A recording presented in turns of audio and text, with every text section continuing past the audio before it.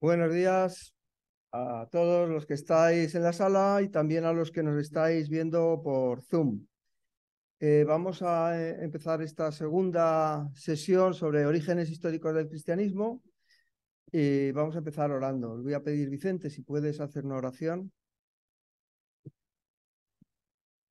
Señor, te damos muchas gracias en esta mañana por poder estar delante de ti, de tu presencia. Gracias por esta clase, por Eva, Señor. Gracias por todo lo que podemos aprender.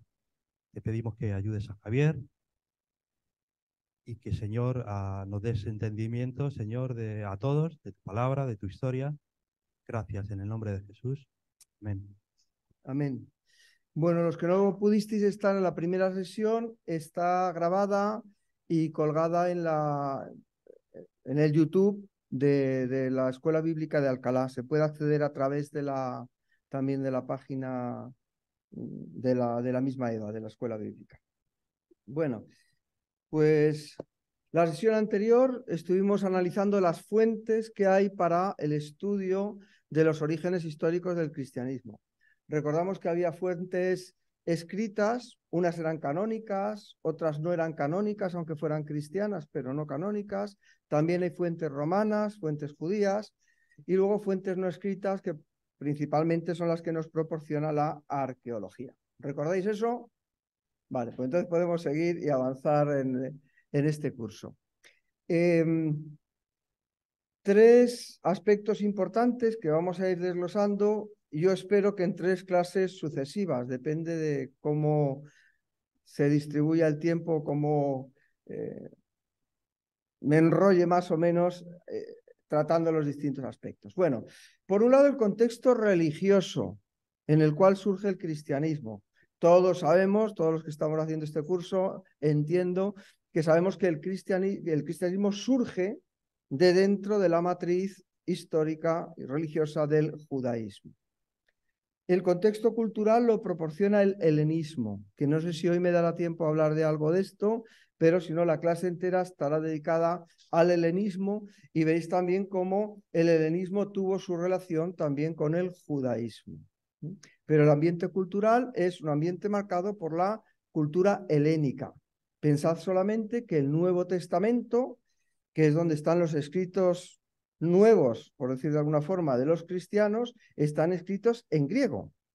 Esto es por la importancia que tuvo el helenismo en la formación o conformación del cristianismo primitivo. Y luego un contexto sociohistórico que es muy importante también y muy interesante, que es el Imperio Romano. O sea, el cristianismo surge cuando los romanos están gobernando el mundo, están gobernando el Imperio Mediterráneo. ¿Se oye bien? Vale. La sesión, bueno, puedo abrir el Zoom que está y el chat que es importante para mí. La sesión aproximadamente durará 1 hora y media, entonces 1 hora y cuarto de exposición y luego el último cuarto de hora podemos hacer preguntas. Así que os pediría tanto a los que estáis por Zoom como a los que estáis en la sala, si tomáis notas, si hay alguna cosa que queráis comentar, añadir o preguntar, pues que lo dejemos para el final.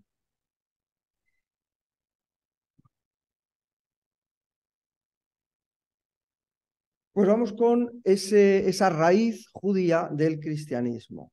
El judaísmo es la matriz religiosa del cristianismo. Y vamos a ver que en un primer momento el cristianismo no fue nada más que un movimiento de renovación intrajudía, es decir, fue un movimiento de renovación dentro de la propia religiosidad judía. Y la clase de hoy yo creo que es importante en este sentido porque nos va a poder explicar cómo podía encajar el cristianismo dentro del judaísmo tan perfectamente como lo hizo. Esto es importantísimo. Durante muchos siglos se ha dicho, es que los judíos mataron a Jesús. Vale, bueno, pero es que Jesús era judío. El fundador del cristianismo no era cristiano, no existía el cristianismo. El fundador del cristianismo, Jesús de Nazaret, era judío.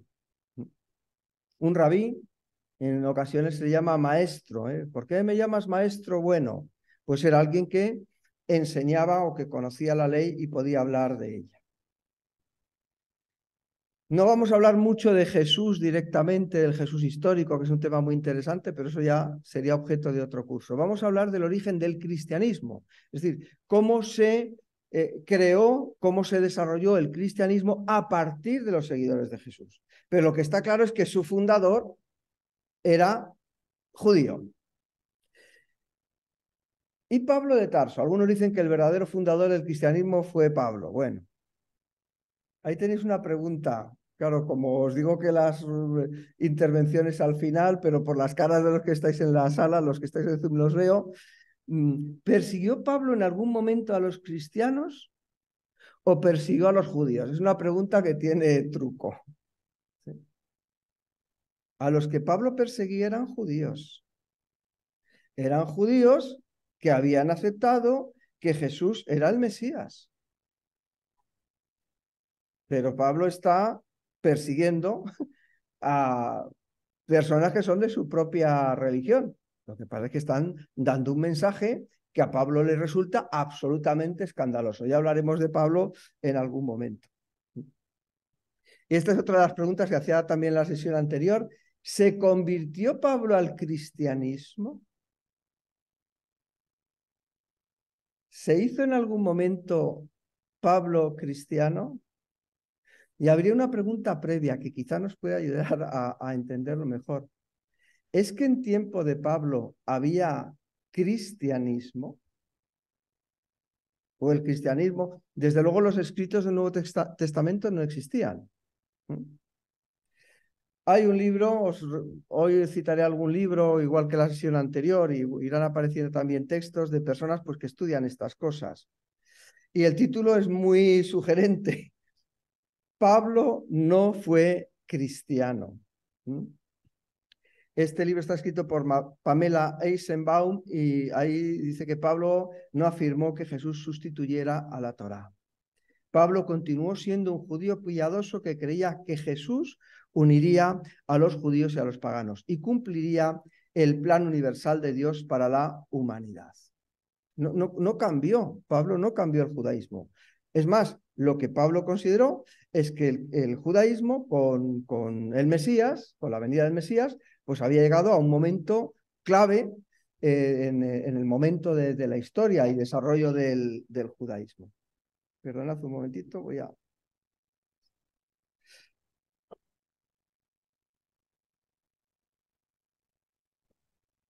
Lo que creyó y predicó Pablo es que Jesús era el Mesías. Tenía una cita del libro este, pero no sé dónde la he dejado. Bueno. Una característica importante es que el judaísmo es una religión que tiene que ver con un texto, con la Biblia. Y el papel que va a tener la ley, la Torá y las escrituras es muy importante desde el principio del cristianismo. Porque también los cristianos nos consideramos gentes del libro. Otra cosa es cómo es ese libro, cuáles son los escritos que forman parte de él, y ahí hay desacuerdo por lo menos entre los cristianos. Lo hubo entre los judíos, y hoy en la actualidad pues igual sigue siendo un tema interesante y controvertido del que no podemos hablar por cuestión de extensión y tiempo. Entonces vamos con el judaísmo. Todo esto me imagino que muchos de los que estáis aquí os va a resultar muy obvio, seguramente algunas de las personas que lo están viendo por Zoom, que hemos invitado a que escuchen estas clases, pues a lo mejor no tanto, así que aunque sea algo muy sabido, lo voy a resumir para todos, pero también enfatizando algunos aspectos de la historia del judaísmo que creo que son muy relevantes para entender después el cristianismo. Y entonces vamos a ver una serie de periodos, de etapas. En primer lugar, lo que he llamado el judaísmo antiguo, que es el judaísmo del primer templo. O sea, es toda la primera parte de los patriarcas hasta que se hace el primer templo y se destruye el primer templo. Entonces vamos a una segunda etapa, que es la etapa del exilio en Babilonia, que ahí pues también es importante tener en cuenta algunas cosas que pasaron en la historia de Israel en ese momento. Luego el periodo persa, donde se va a construir el segundo templo. Este segundo templo es el que vamos a encontrar cuando Cristo viene al mundo. A este segundo templo es al que fue Jesús. Un templo que había sido hermoseado por Herodes, ya hablaremos de Herodes, que hizo allí una maravilla. Pero el templo sobre el que Herodes está haciendo las modificaciones es este segundo templo, porque el primero había sido destruido. Entonces, el cristianismo pertenece a este momento del segundo templo. Después de los persas, veremos la aparición del helenismo y cómo los judíos tuvieron que enfrentar a estos nuevos invasores, colonizadores o imperio, como queráis. Veréis que es muy interesante, lo veremos yo creo que más la semana próxima. Y por último, cuando Jesús viene al mundo, en ese momento, quien estaba teniendo el poder eran los romanos, que habían asimilado gran parte del mundo helénico. O sea, de la misma manera que los helenos, los griegos, conquistaron a los persas, los romanos van a conquistar los territorios que anteriormente, prácticamente los territorios que anteriormente pertenecían o habían estado en poder de los griegos. Bueno, pues vamos con el judaísmo antiguo, que es el judaísmo, como sabemos, del primer templo. Lo del templo es muy importante. Yo creo que por ahora tendríamos que recordar dos cosas. Algunas ya os digo que son archisabidas para los que estáis aquí, pero quizás no para todos los que nos están escuchando. Uno es la ley, el libro de la ley, la escritura. Otra cosa importantísima es el lugar donde se manifestaba la presencia de Dios de una forma especial, que era el templo. Entonces, este primer momento del judaísmo antiguo, pues es lo que nos aparece en la Biblia cuando empezamos a leerla, ¿no? Toda la historia de los patriarcas, después de los patriarcas vienen los jueces, y del periodo de los jueces pasamos al periodo de los reyes. Os pongo ahí ungidos, porque en el Antiguo Testamento veremos que ungidos son los reyes, profetas y los sacerdotes. Tres cosas de las que después se dirá al ungido, al Mesías, que son atributos suyos: rey, profeta y sumo sacerdote y sacerdote. Bueno, pues como os decía, muy importante, esto aparece ya en los orígenes del pueblo de Israel, salen de la esclavitud de Egipto y en ese transitar van a recibir instrucciones. Esas instrucciones son la Torá, la ley. Ahí en el monte Sinaí es donde Moisés recibe esas tablas de la ley. Y también hay unas instrucciones para hacer un tabernáculo portátil en el desierto. Este es el antecedente, el antecesor del templo. Era un lugar específico donde se manifestaba la gloria de Dios. Y también había un grupo, una tribu, encargada de cuidar este tabernáculo, diríamos, templo portátil, que era la tribu de Leví. Los levitas son los encargados, según unas instrucciones muy precisas, muy rigurosas, muy minuciosas, de transportar ese tabernáculo. Y también un sistema de sacrificios. también importantísimo en la religión del antiguo Israel.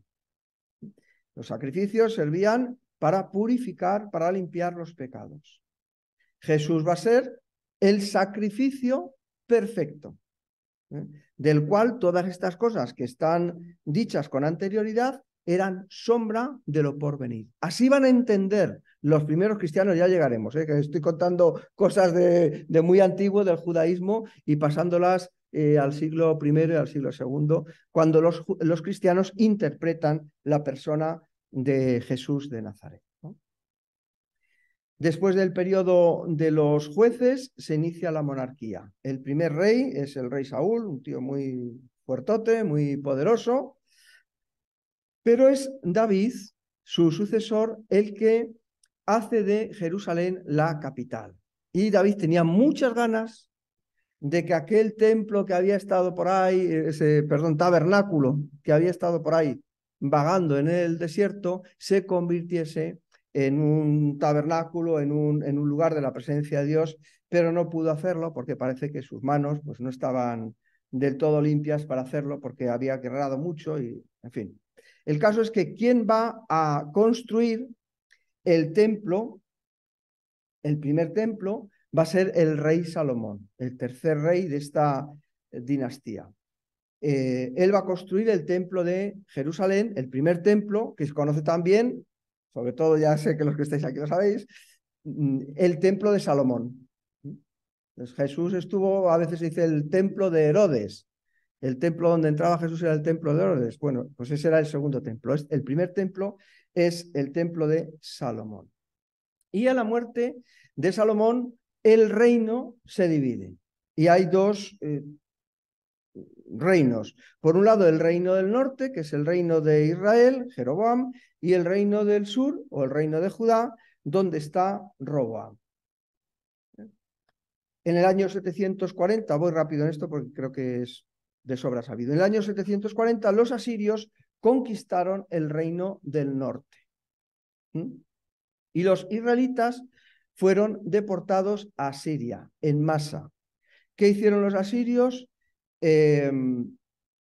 Mandaron a sus gentes a ocupar o a estar en el reino del norte. Al marchar al exilio fueron reemplazados por gentes que venían de fuera. ¿Sí? Se llevan a los judíos, a los israelitas, a los del reino del norte, y viene gente de fuera. Los recién llegados se mezclaron con los judíos. Y este es el origen del pueblo samaritano, que vamos a ver en el Evangelio de Juan, en el libro de los Hechos, como también a los samaritanos les es predicado el Evangelio. Y veréis que esto tiene muchísimo sentido, una importancia muy, muy grande que ya llegaremos. Por eso, en este resumen tan breve estoy señalando cosas que creo que luego van a tener mucha trascendencia. Estos samaritanos, aunque conocían la ley de Moisés, como se habían mezclado con gente que venía de fuera, eran despreciados, sobre todo en tiempos de Jesús, y ya veremos desde cuándo, eran despreciados por los judíos.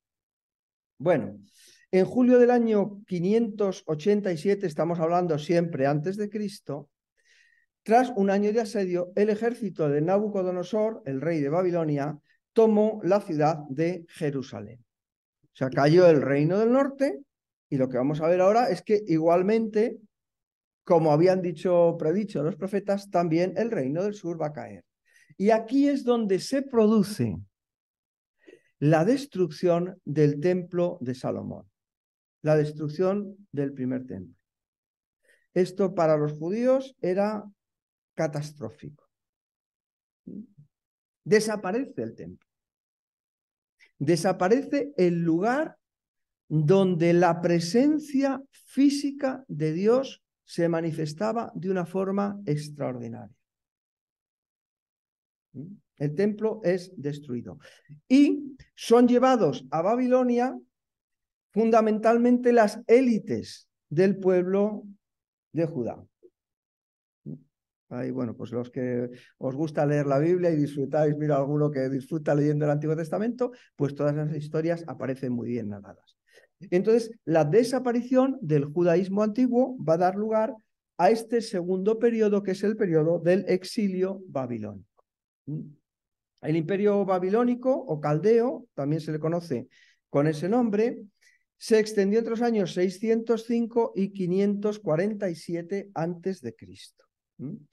Fue un imperio magnífico, de estupendas construcciones. Ahí tenéis, la anterior es la puerta, la famosa puerta de Istar o puerta de los leones, que ahora no está en Babilonia. Ahora, si queréis verla, se puede ver en Berlín, en el Museo Arqueológico de Berlín. Y ahí tenéis cómo podía ser aquella ciudad fantástica, maravillosa, grandiosa, que era la ciudad de Babilonia. Luego, el concepto de Babilonia para los judíos y para los cristianos va a tener una connotación muy negativa, muy peyorativa. Era lo más malo. Significaba los que habían destruido su templo y los que les habían llevado cautivos a un lugar que no era su patria, que no era su tierra. Ahí tenéis otra imagen de la puerta de Istar, impresionante. Una procesión real de Nabucodonosor pasando por la puerta de Istar el día de Año Nuevo. Y pues toda la cultura caldea estaba muy impregnada por el culto a los astros. Ahí tenéis lo que se llama un zigurat, que eran escaleras o escalafones que permitían subir a un lugar más alto desde donde se contemplaban y se estudiaban las estrellas. Los caldeos son famosos por haber desarrollado mucho la observación astronómica. Bueno, pues ahí están los judíos, en esa cultura maravillosa, en esa cultura potente, en esa cultura con ejércitos tremendos, pero también muy desarrollada desde el punto de vista científico.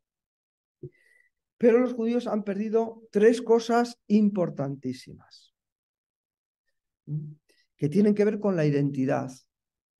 Una parte importante de este curso, o el motivo de hacer el curso, es ¿por qué ir a los orígenes? Porque cuando buscamos los orígenes, estamos buscando quiénes somos realmente nosotros, dónde están nuestras raíces. ¿Y qué pasaba con los judíos cuando están en el exilio? Que han perdido parte de sus raíces o han sido cortados de tres vías o de tres raíces o ramas importantes que les hunden en su pasado, en su identidad, que son su tierra, su rey, una monarquía que no iba a desaparecer nunca, y su templo. Un templo que no podía ser destruido porque el Dios de Israel estaba ahí. Y se quedan sin la promesa, a ti te daré esta tierra. Estas son cosas que tienen muchísima importancia para el pueblo de Israel hoy día. Hoy a lo mejor la monarquía no tanto. Pero la tierra es fundamental. La tierra. Su rey, su templo. Eran las raíces o las formas más importantes de su identidad. Entonces, ¿qué les queda?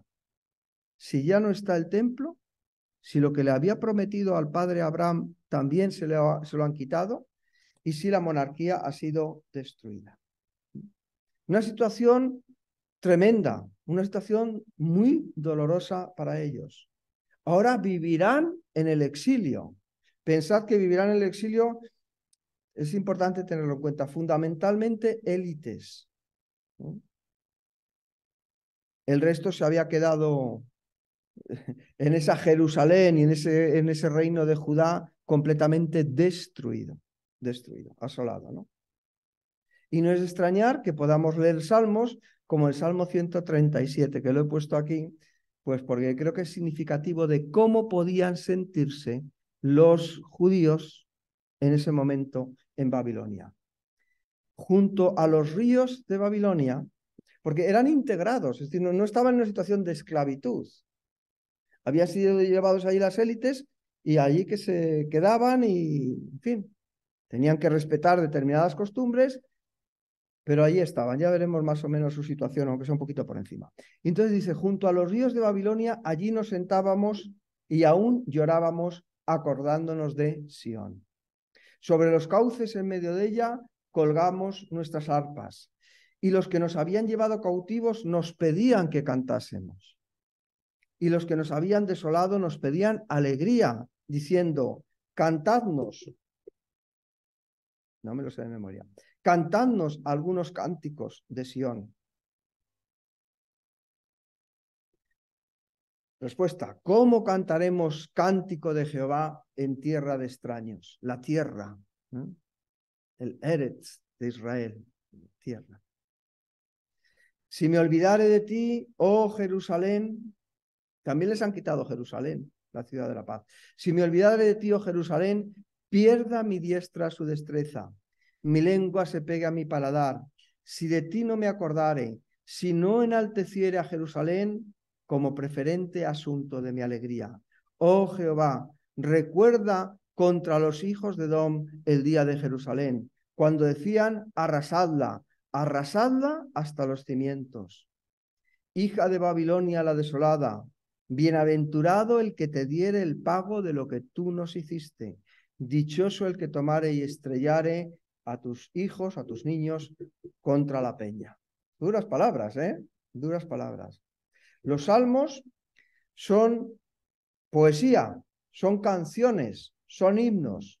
Los himnos y las canciones expresan sentimientos, a veces sentimientos de alegría, de gozo, cantad al Señor con salmos, con címbalos, pero a veces son sentimientos de dolor profundo, de angustia. Dios mío, me has abandonado, me siento abatido, mis enemigos se burlan de mí o los impíos triunfan. Sentimientos, aquí hay sentimientos, expresión de sentimientos muy dolorosos y muy profundos.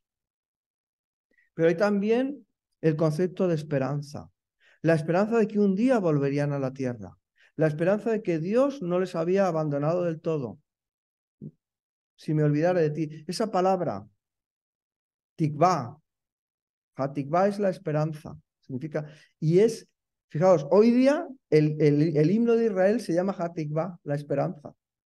Era la esperanza de volver, la esperanza de una tierra, la esperanza de que Dios volvería a estar otra vez con ellos. Pero en esa situación, los judíos tienen que volver a explicarse a sí mismos quiénes son. Tienen que entender por qué les ha pasado esto. Iba a decir por qué Dios les ha fallado, pero a lo mejor es demasiado decir, es ir más de lo que podían pensar. Pero a lo mejor alguno lo pensaba. ¿Cómo es posible?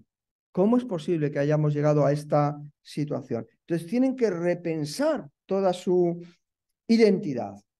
Y ahí surge, y es clave para entender el origen del cristianismo, ahí surge una institución que antes no existía, que es la sinagoga.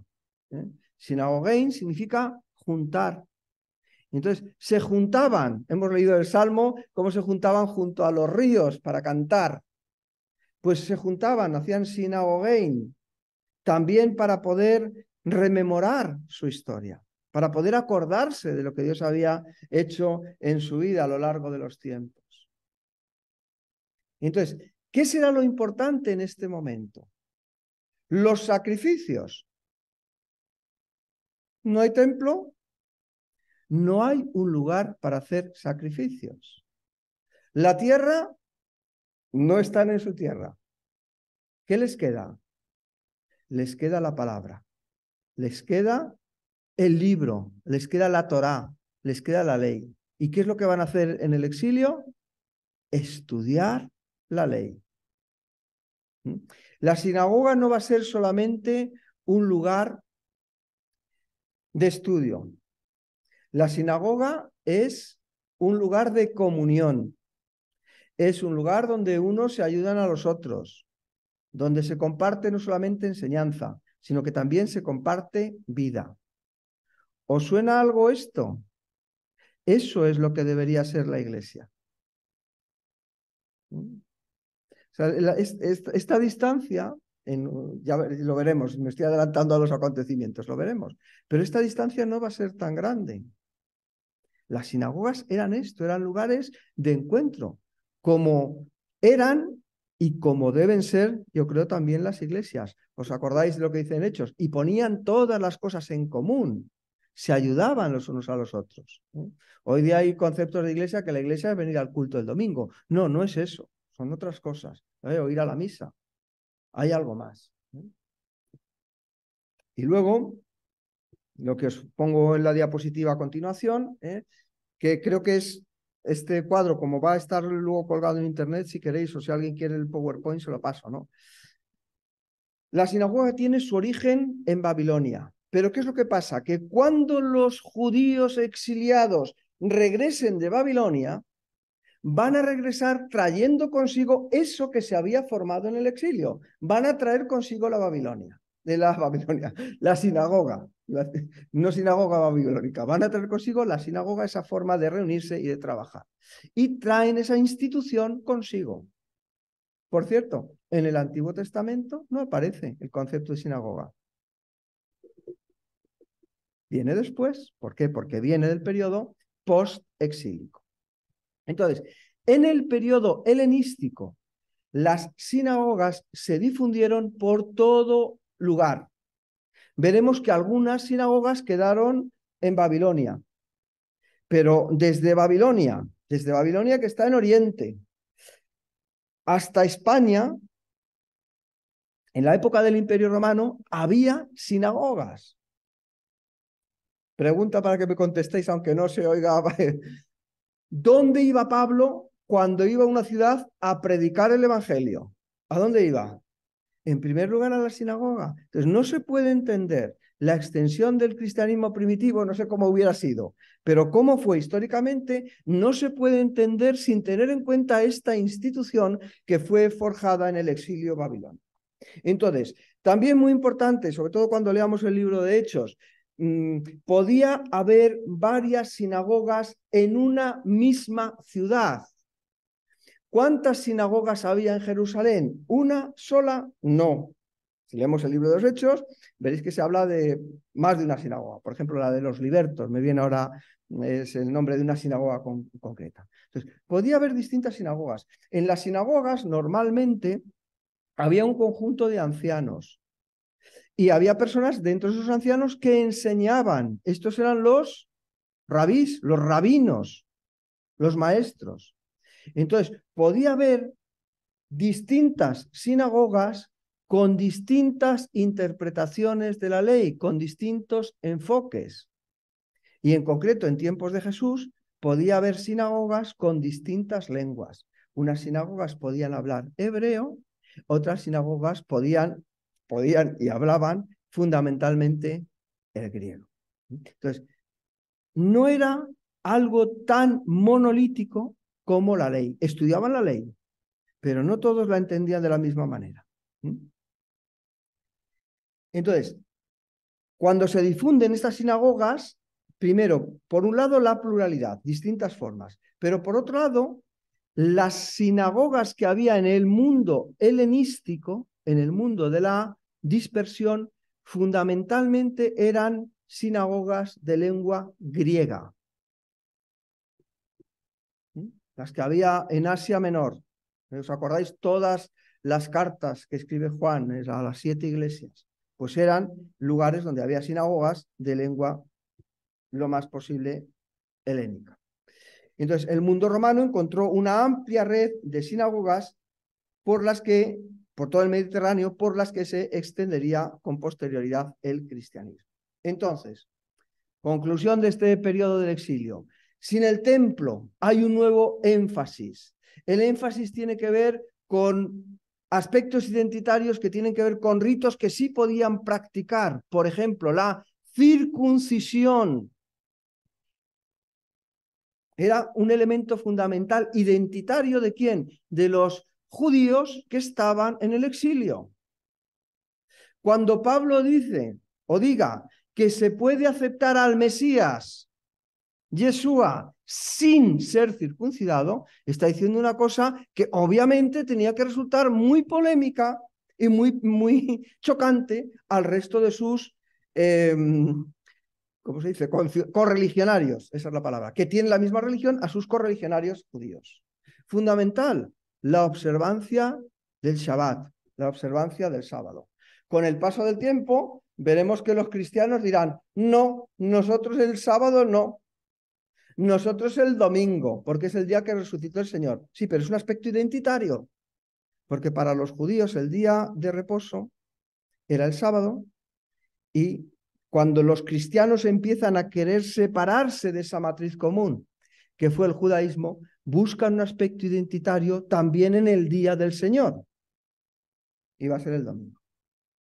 Y los musulmanes el viernes, pues si queremos seguir estudiando historia.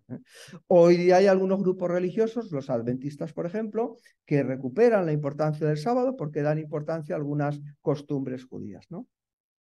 Muy importante también las reglas de alimentación, la oración y sobre todo el estudio de la Torá, el estudio de la ley.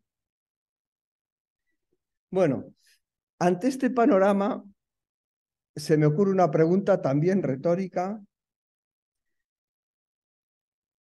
y que se salta unos cuantos siglos, unos cuantos años y siglos desde el exilio hasta el tiempo de Jesús. Cuando Jesús viene al mundo, cuando los seguidores de Jesús empiezan a difundir el evangelio de la buena noticia de que el Mesías ha venido, existía el judaísmo, o desde el punto de vista histórico, que es el enfoque que quiero dar a estas clases, no es porque no tenga fe, que los que me conocéis, pues me imagino que consideréis que es una persona creyente, sino porque el enfoque es un enfoque que quiero que sea histórica. Desde el punto de vista histórico, ¿qué había? ¿Un judaísmo, una sola forma de entender el judaísmo?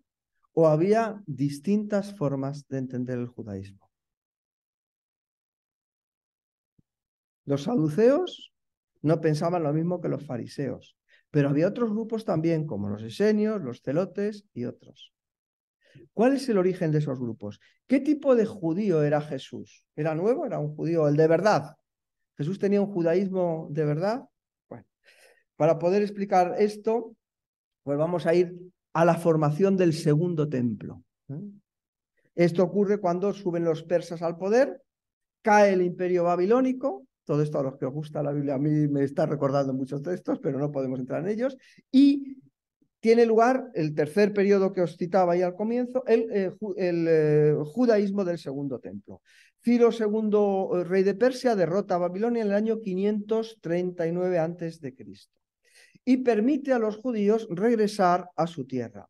Esto es un edicto que se promulga en el año 528 a.C. Las fechas son normalmente aproximadas, no hay... Y con la finalidad de repoblar los límites del imperio. O sea, lo que habían hecho los babilonios es, para que no se me subleven la gente, para que no se me subleven los pueblos, ¿qué es lo que hago? Me llevo a la gente más capacitada a Babilonia. Y por eso, o sea, los asirios, volviendo más atrás, los asirios destrozan todo lo que pueden. Son terribles. Los babilonios dicen, para que no se me levante esta gente, me llevo a los que pueden hacer que el país se levante, me los voy a llevar a mi casita, me los voy a llevar a Babilonia y les voy a decir que me canten nada más, que me canten salmos. Los persas dicen, en lugar de cautivar a mi enemigo, le voy a intentar hacer mi amigo. Y voy a intentar los límites de mi imperio, poblarlo con personas que me sean fieles. Los famosos sátrapas del imperio persa. Eran señores de distintos pueblos, nosotros estamos viendo solamente uno, que estaban no tanto al servicio, pero sí tenían unos lazos diplomáticos, unos lazos de amistad importantes. La frontera de Persia lindaba con Grecia, que son los grandes enemigos de los persas, por lo que hoy llamamos también Tierra Santa.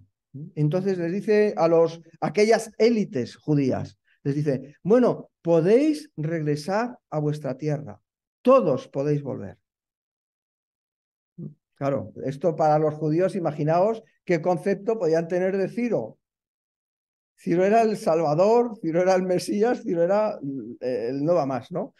Ahí tenéis una pieza arqueológica, no os puedo poner muchas cosas de estas, pero algunas sí, ¿no? Se llama el cilindro de Ciro. Es una pieza cilíndrica de arcilla que contiene una declaración en acadio babilónico cuneiforme del rey persa Ciro el Grande. En ella, el nuevo rey legitima su conquista y toma medidas políticas para ganarse el favor de sus nuevos súbditos. Esa política de alianzas, de devolverle a los pueblos sus dioses, porque en el mundo antiguo, cuando un pueblo vencía a otro, en realidad era porque su dios era superior a los otros dioses. Entonces, esta política de Ciro es una política, pues, en fin, bastante peculiar. Aproximadamente siglo VI antes de Cristo. Y ahí tenéis todo lo que fue el imperio persa. Como veis, la frontera oriental está en la India, la frontera occidental en Egipto. Y toda la zona, lo que hoy llamamos Turquía, que también se conoce como Asia Menor, todo eso era el imperio persa. O sea, los persas habían invadido zonas que eran tradicionales de cultura griega. Estaba pensando en una película, ¿se habéis visto la película esa de los 300 y todo eso? Bueno. Y, por supuesto, ahí los judíos van a poder volver a su tierra, Jerusalén. Cosa importante, porque va a seguir habiendo judíos en Babilonia. Y vamos a encontrar escritos que a la hora de estudiar la Biblia, los textos bíblicos son muy importantes, el Talmud de Babilonia, por ejemplo. ¿Y por qué había Talmud de Babilonia? Pues porque no todos regresaron. ¿Y por qué no todos regresaron? Pues porque algunos estaban muy a gustito en Babilonia. De esto nos da testimonio Flavio Josefo, por ejemplo, en las Antigüedades Judías, libro 11. Dice: cuando Ciro hubo transmitido esta información a los israelitas, corrieron a Jerusalén las autoridades de las tribus de Judá y Benjamín, junto con los levitas y los sacerdotes. Claro, los que había eran los de Judá y los de Benjamín, y también levitas y sacerdotes. Pues fueron muchos los que se quedaron en Babilonia por negarse a abandonar sus propiedades. Y este Flavio Josefo, recordáis que era un judío que está escribiendo la historia de su pueblo. No es un romano, aunque tenga el nombre de romano, sabéis que fue adoptado por los Flavios, por Vespasiano y por Tito, pero era en realidad un general romano muy culto. Y nos cuenta esto. Y hay otro testimonio histórico que me parece, arqueológico, que me parece interesante, porque son tablillas cuneiformes, tablillas babilónicas. Y estas tablillas pertenecen a los archivos de una familia de banqueros, Murashú, aproximadamente 445-403 a.C., de la ciudad de Nippur. Atestiguan tanto la excelente situación financiera de algunos judíos, que habían prosperado. Qué raro, ¿no? En los judíos que prosperen, bueno, y banqueros.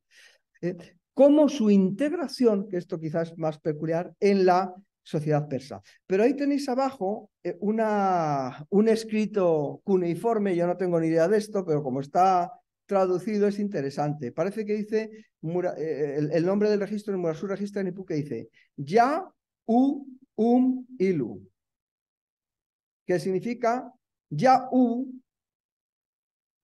es Dios.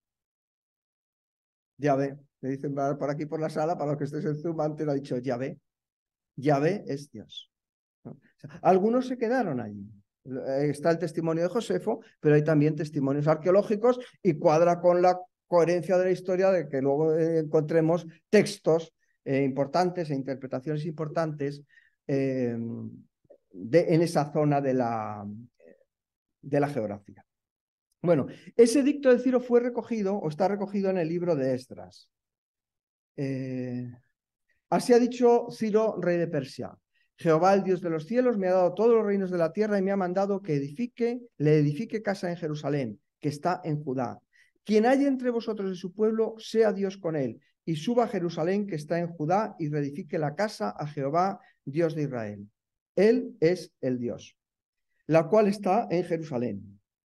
Y todo el que haya quedado en cualquier lugar donde more, ayúdenle los hombres de su lugar con plata, oro, bienes y ganados, además de ofrendas voluntarias para la casa de Dios, la cual está en Jerusalén. O sea, que les dice que regresen, y no solamente que regresen, sino que construyan su templo, no que adoren a los dioses persas, que construyan su templo.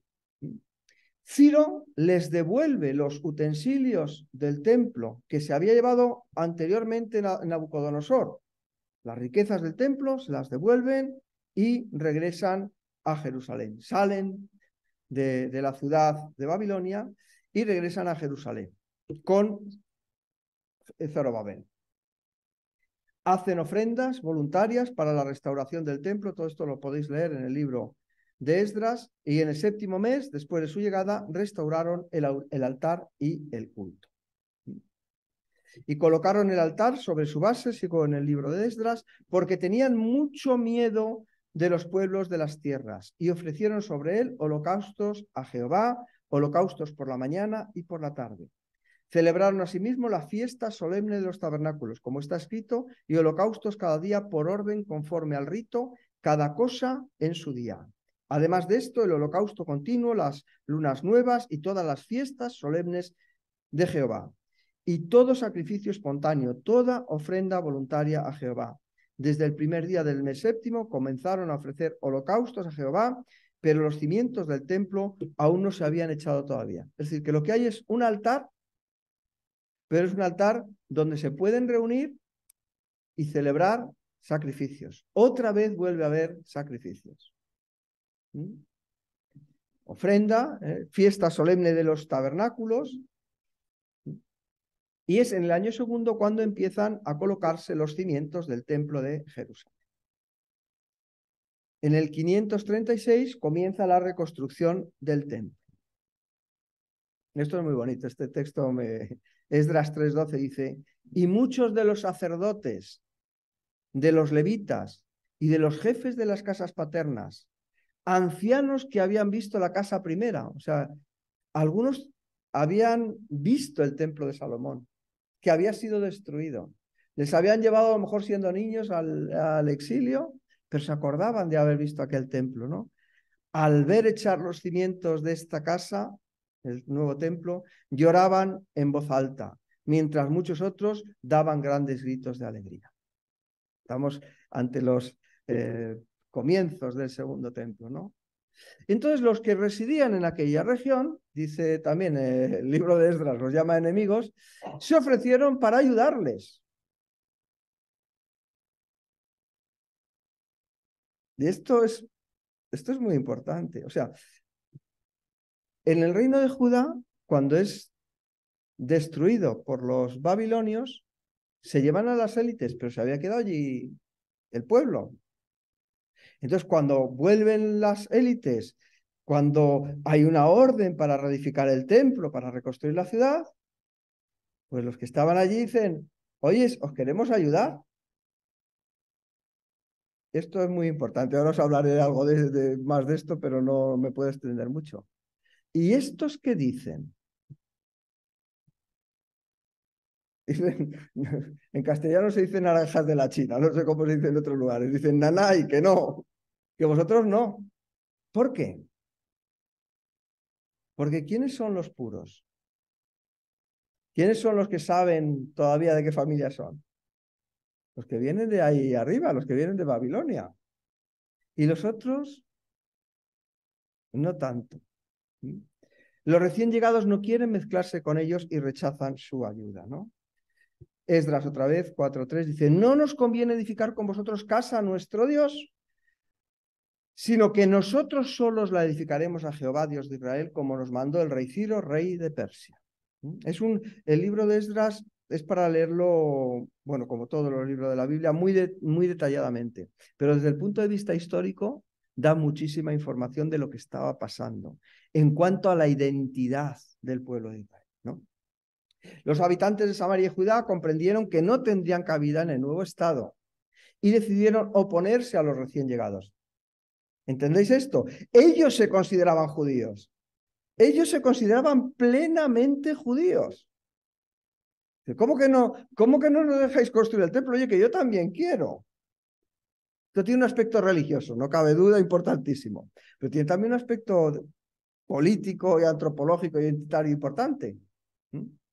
Entonces, como no nos dejáis construir el templo, ¿qué es lo que vamos a hacer? Nos vamos a oponer a que el templo se construya. Entonces, escribe una carta al rey Artajerjes, que nos queda también guardada, dice, al rey Artajerjes, tus siervos del otro lado del río te saludan. ¿cómo se llama? Una de cera, una de suavidad, ¿eh? Que, oye, que nosotros también, ¿eh? No solamente estos que vienen de las tierras que tú acabas de conquistar, nosotros los que hemos estado aquí siempre, también somos tus súbditos leales. Sea notorio al rey que los judíos que subieron de ti a nosotros vinieron a Jerusalén. O sea, estos que has mandado, estos que les has permitido que regresen, además han venido a la capital. Y edifican, fijaos cómo describen, porque la antipatía va a ser mutua. Samaritanos y judíos no se llevan bien, pero es mutua, ¿no? Y edifican la ciudad rebelde y mala. O sea, que ten cuidado con estos, que a lo mejor vienen aquí, que tú les estás ayudando, pero luego se van a poner en contra tuya, ¿no? Y levantan los muros y reparan los fundamentos. Ahora sea notorio al rey que si aquella ciudad fuere reedificada y los muros fueren levantados, ¿qué pasará? No pagarán tributo, impuesto y rentas, y el erario de los reyes será menoscabado. Siendo que nos mantienen en palacio, no es justo ver el menosprecio del rey, por lo cual hemos enviado a hacerlo saber al rey para que busquen el libro de las memorias de tus padres. O sea, estos se van a rebelar contra ti porque es gente mala, gente muy mala. Entonces nosotros, que somos los buenos, te informamos de lo que va a pasar, que no te van a pagar, que cuando tengan muro en la ciudad, pues no van a hacerte caso. Investiga, estudia la historia de este pueblo y vas a ver qué malos son.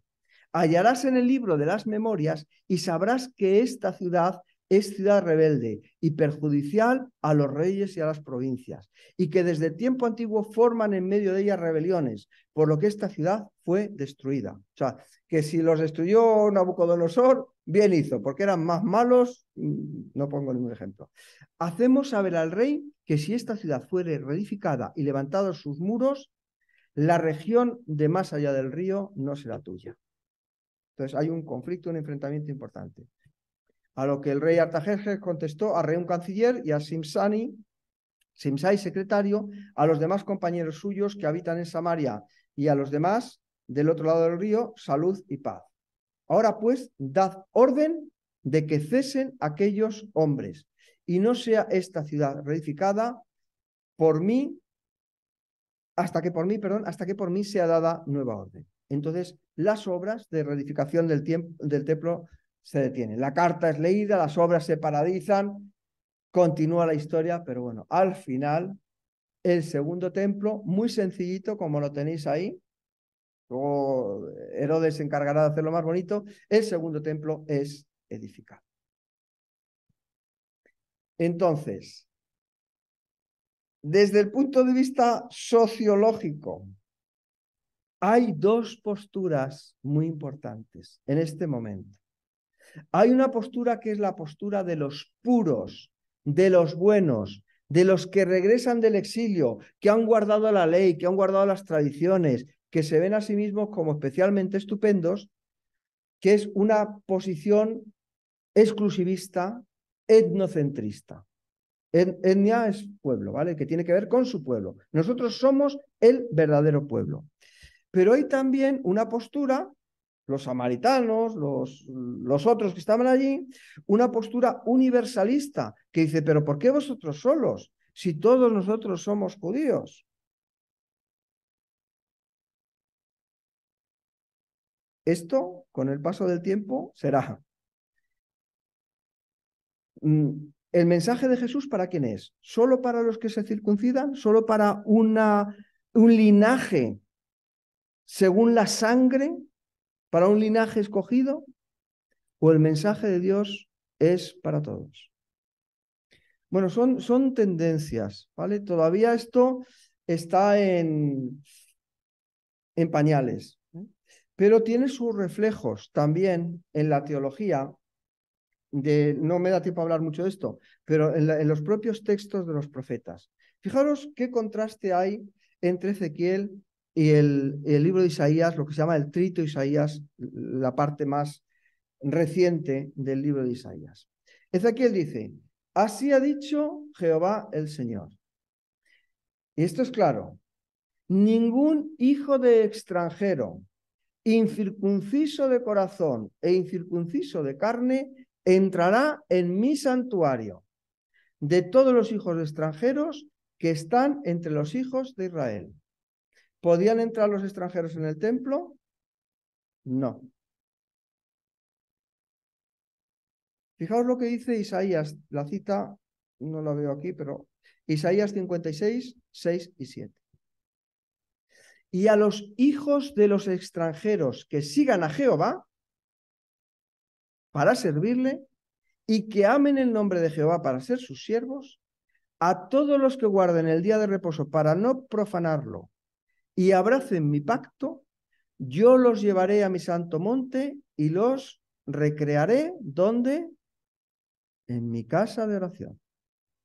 Sus holocaustos y sacrificios a casa de oración, podéis imaginar lo que es, porque además lo especifica después. Sus holocaustos y sus sacrificios serán aceptos sobre mi altar, porque mi casa será llamada casa de oración para todos los pueblos. ¿Podrán integrarse o no? Hay un estudio muy interesante, y os animo si podéis verlo. Es una conferencia de este señor que se llama Adolfo Reutemann. Este señor es un profesor que es judío, ¿vale? No es cristiano, es judío, pero se ha pasado toda su vida estudiando el judaísmo y tiene un currículum bastante interesante. Entonces, esta es una conferencia que está dada en la Fundación Juan Marc, que es uno de los lugares donde se hacen conferencias más interesantes de nuestro país, de gente de mucho nivel. Entonces, en una ocasión invitaron a Adolfo Reutemann para hablar de los esenios, el Qumran y las sectas en el judaísmo. Entonces, él dice una cosa muy interesante, que la formación de las sectas en Israel tiene un origen precisamente en este momento del que nosotros estamos hablando. Y lo argumenta con textos y lo argumenta muy bien. Ahí ya empieza a haber bloques y dice, no pasa nada. Y luego ya en el periodo helenístico, lo vemos la semana que viene, veremos que ya van a aparecer esos grupos tan diferenciados de esenios, fariseos, saduceos, etc. Y veremos qué significa cada uno y por qué surgieron. Pero os aconsejo muchísimo oír esta conferencia. Un poquito de su currículum para que veáis que hay gente que estudia esto durante toda su vida y pueden aportarnos cosas que yo creo que son interesantes, ¿no? Desde el punto de vista histórico. No estoy hablando desde el punto de vista espiritual, ¿vale? Histórico. Licenciado cum laude en antropología y con un título de profesor de historia en Buenos Aires. Es judío y es argentino. En el año 1986 se gradúa en un seminario, se gradúa como rabino, o sea, él es un rabino, en el seminario rabínico latinoamericano. Obtiene un máster cum laude en religiones comparadas y se doctora en literatura y pensamiento judío antiguo. O sea que de esto de lo que habla este señor sabe un poquito, es interesante. Bueno, ahí tenéis dos de sus obras. Los sectarios del Qumran será un grupo religioso muy importante en tiempos de Jesús, muy importante, que hoy no existe, que desapareció, pero que en tiempos de Jesús tuvo su importancia. Y otra obra que también es interesante, Biblia, exégesis y religión, una lectura crítico-histórica del judaísmo. Bueno, pues ahí tenéis todo lo que llegó a tener el imperio persa en su máxima extensión, en el momento de mayor plenitud, distintas conquistas, ¿vale? El reino de Ciro II es muy pequeñito. Ciro II entre los años 550 y 530, como veis, se extiende un montón. Las conquistas de Cambises y luego donde llega el rey Darío, pues que es la máxima extensión que veis, lo naranja, que está más oscuro. Grande, ¿eh? En ese estado de cosas llega el helenismo.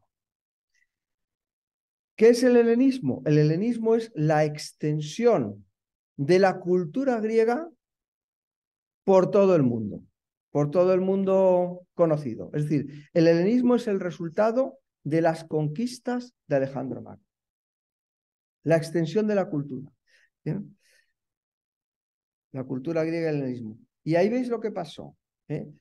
Alejandro Magno, que era un macedonio, va a conquistar, en primer lugar, Grecia, con su padre Filipo II de Macedonia. Pero no contento con conquistar Grecia, lo que hace Alejandro Magno es... ¿Quiénes eran los enemigos tradicionales de Grecia? Los persas. Había habido unas guerras que se llamaban las guerras médicas. ¿Os suena el nombre? Las guerras médicas. Los persas eran los medos. Entonces dice, pues os vais a enterar de quién soy yo y de quién es Grecia. Y entonces él va a conquistar, fijaos hasta dónde llega, llega hasta la frontera de la India. Muere con 33 años. O sea, todos los grandes conquistadores, Napoleón, Julio César, han admirado la persona y la figura de Alejandro Magno. Pero antes de ir a por los persas, él va a bajar hacia el sur. Por aquí, ¿lo veis? Y claro, para ir a Egipto, ahora os digo por qué quería ir a Egipto, pero para llegar a Egipto, ¿por dónde tiene que pasar? Por la tierra de Israel. ¿Qué va a pasar? Ya os lo voy a contar porque es importantísimo. Y llega a Egipto. ¿Por qué quería ir a Egipto? Para que fuera coronado faraón. ¿Por qué? Porque ¿quién era el faraón? ¿Qué significaba la figura del faraón? Era un dios en la tierra. Y es que la madre de Filipo decía que su hijo Filipo, que su hijo, la madre de Alejandro, decía que su hijo Alejandro había sido concebido no por su padre, no por Filipo de Macedonia, sino, os va a extrañar, pero es lo que decía la madre, yo ahí no me puedo meter, por una serpiente, que era hijo de una serpiente. Y de hecho, si veis algún dibujo, alguna estatua, algún retrato de Filipo de Macedonia, veréis que tiene un ojo cerrado. Y la explicación que daban es que había mirado por la cerradura y justamente cuando estaba su mujer cometiendo adulterio con una serpiente de la cual venía de manera providencial, nació Alejandro Magno. Un niño que se lleva muy mal con su padre, pero un niño que ha recibido la mejor cultura, la mejor educación de ese momento. ¿Por qué? Como veo que tengo tiempo, os lo explico. Los griegos, la mayoría de los griegos, consideraban a los macedonios como zafios, brutos, ignorantes y malolientes.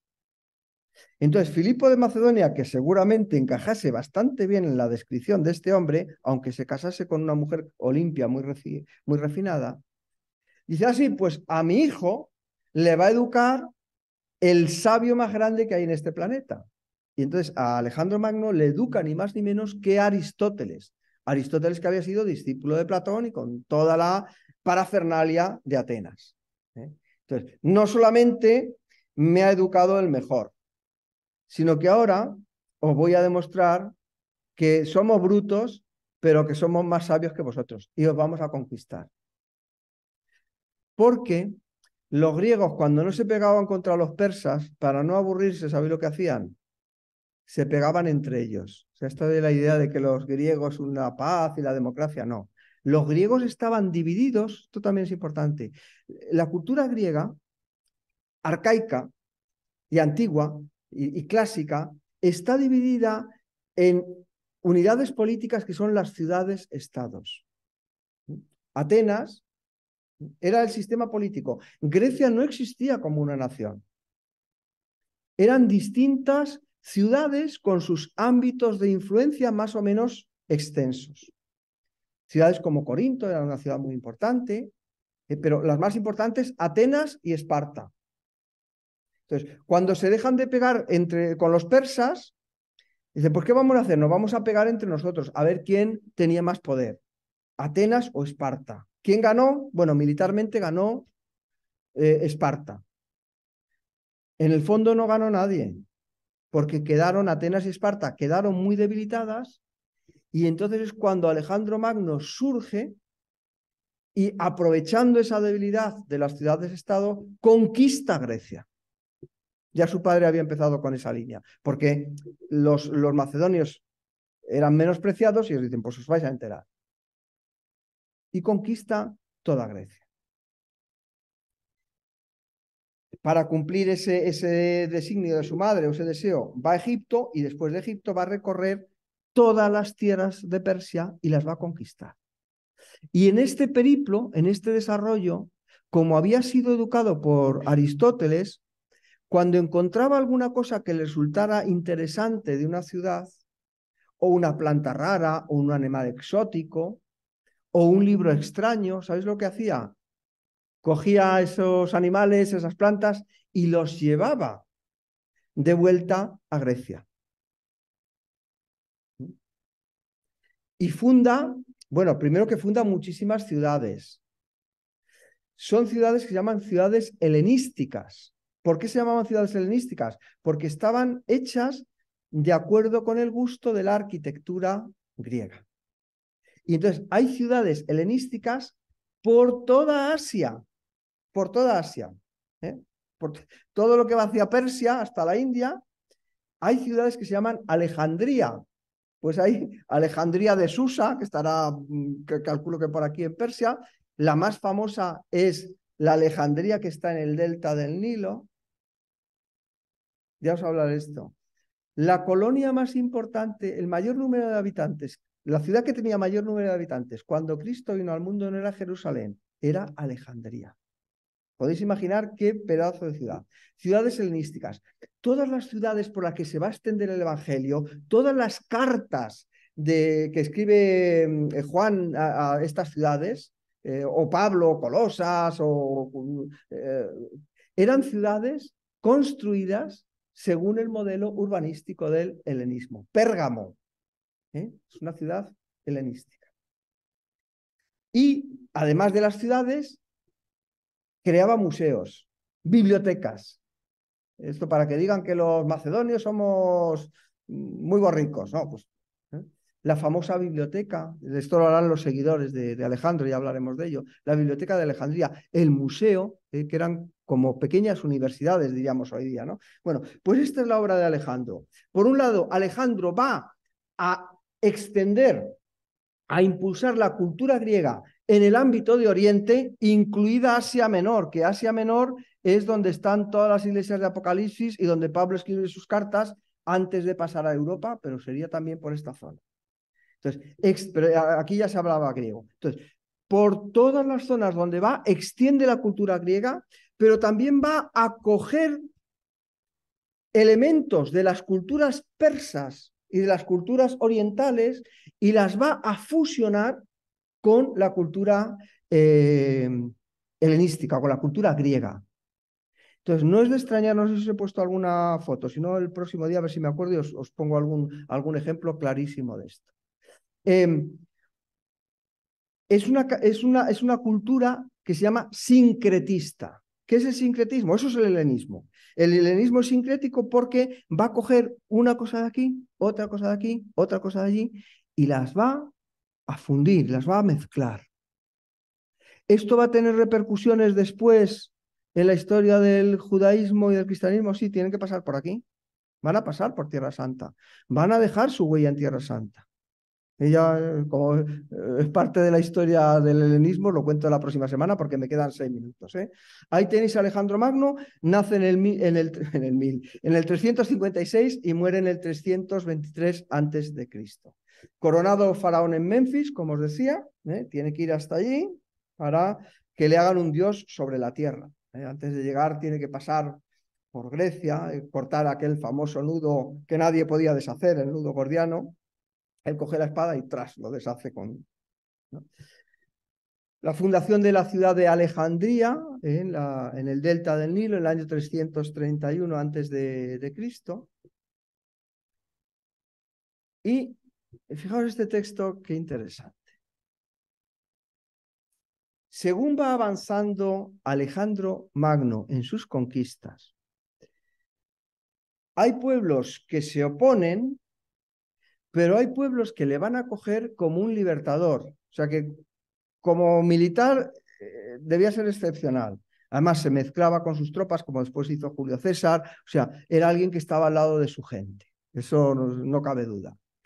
Pero por otro lado, también era un estratega político, como lo fue Napoleón, como lo fue Alejandro Magno, como lo fue Julio César, perdón. Entonces el trato era distinto según los intereses de los pueblos.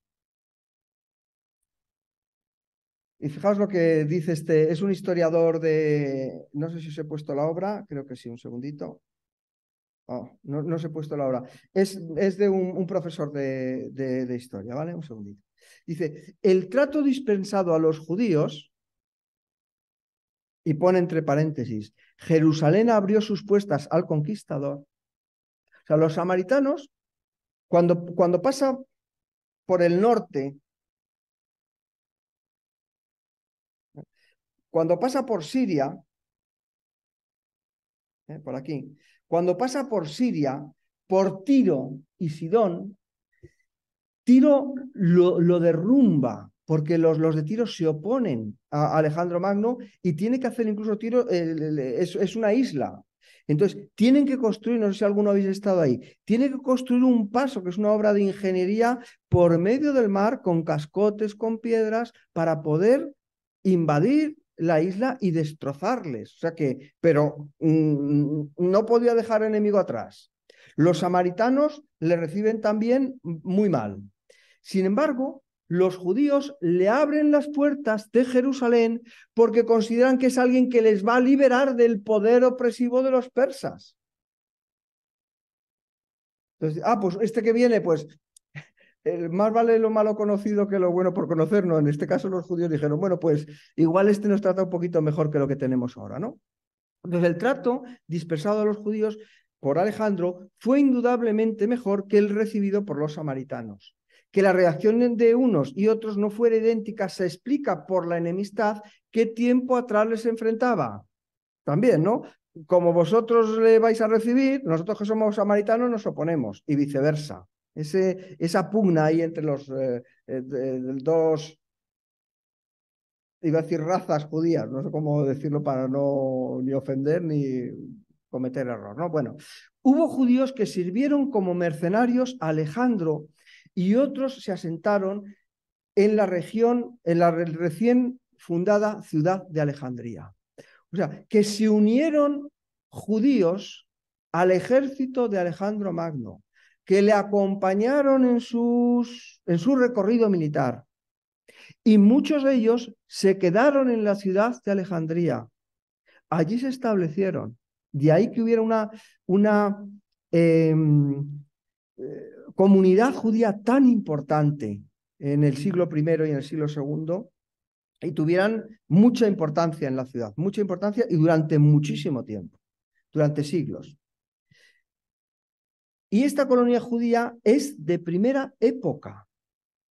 ¿Por qué dice esto el historiador?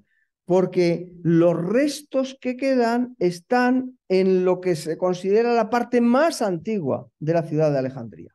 Y esta colonia judía es de primera época, pues estaba instalada en pleno núcleo antiguo, lo que hace verosímil que fuera incluso fundacional, o sea, que fueran personas que habían ido directamente con Alejandro cuando se fundó la ciudad.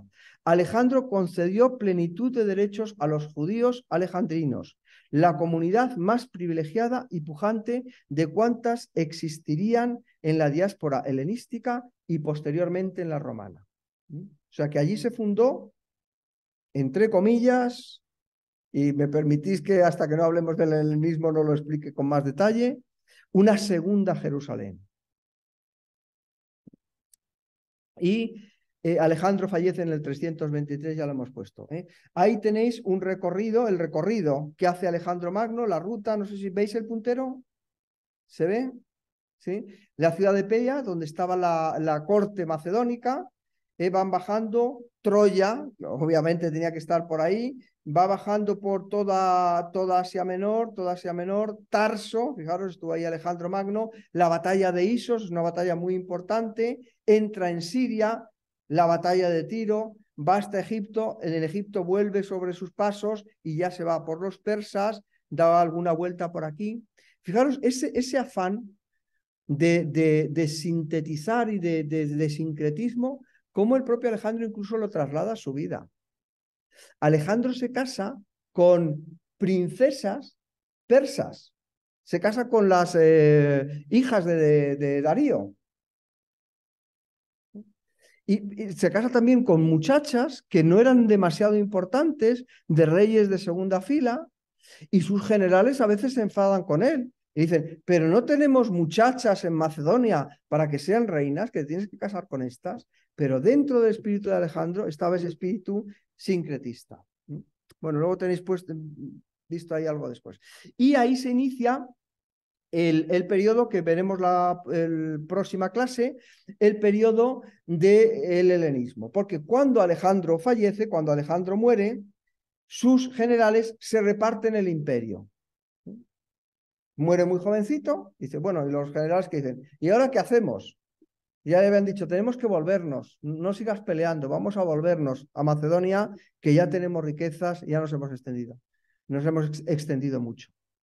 Pero Alejandro sigue, parece que después de una borrachera tremenda, pues falleció muy, muy jovencito. Entonces la decisión que toman los generales es dividir, repartirse el imperio de Alejandro. Como veis, Casandro tiene la parte más noble, que era lo que era la Grecia continental, la Grecia clásica, incluido el rey, la capital del reino de Macedonia, que era Pela. Lisímaco, esta parte que tenéis ahí en verde, y lo que nos interesa más a nosotros, nos interesará más, es Ptolomeo y Seleuco. Ptolomeo va a tener la parte de Egipto. En Egipto se va a instaurar una dinastía de faraones que no descienden de los antiguos faraones de Egipto, que descienden de los Ptolomeos. La última reina, ¿sabéis cómo se llamaba? Cleopatra. Cleopatra es la reina de un imperio que ha sido helenizado y ella es de sangre ptolemaica, de sangre griega. Y por otro lado, los seleucidas, ¿os suena Antíoco Epífanes? No suena demasiado bien. Pues Antíoco era un seleucida. Entonces, si os dais cuenta, ¿dónde está el límite del imperio de Ptolomeo? No sé si se ve bien en el mapa. Así, se ve mejor allí que en mi ordenador. Como veis, la Tierra Santa corresponde en un primer momento a los ptolemaicos, a los ptolomeos. Y la cuestión es que este cuadro político, como todos los cuadros de geopolítica del mundo, yo creo que de todas las edades, son cuadros siempre inestables, dialécticos. ¿Por qué? Porque los seleucidas quieren Egipto. Entonces hay guerras, con el paso del tiempo habrá guerras entre ptolemaicos y seleucidas. Entonces habrá en la historia del judaísmo helenístico, veremos que hay dos periodos. Después de esa pasada de Alejandro Magno, cuando se dividen, primero los judíos van a quedar en poder de los ptolemaicos, es decir, greco-egipcios. Y por otro lado, tendremos una segunda etapa en la que los que van a gobernar son griegos, pero los griegos que habían estado en el oriente, los greco-sirios. Y fueron dos periodos muy diferentes en la historia de Israel. Todo esto pertenece a lo que los estudiosos y muchos de vosotros conocéis como el periodo intertestamentario. ¿Qué pasó ahí? Pues pasaron muchas cosas bajo los gobiernos de los ptolemaicos y de los seleucidas. Cosas que veremos pues, en la próxima clase, Dios mediante. Y el gran problema que se va a plantear el judaísmo en este momento es: ¿nos adaptamos a estas nuevas costumbres helenísticas o las rechazamos? Y muchas sectas judías las vamos a poder explicar desde esta tensión entre la adaptación y la y la reacción a la ocupación seleucida. Y colorín colorado, me he pasado 4 minutos, pero hasta aquí hemos llegado. Si tenéis alguna pregunta en la sala, algún comentario o alguien quiere decir algo de los que estáis conectados por internet, hay 20 personas conectadas por internet. Pues si alguien quiere decir algo, podéis mandarlo al chat o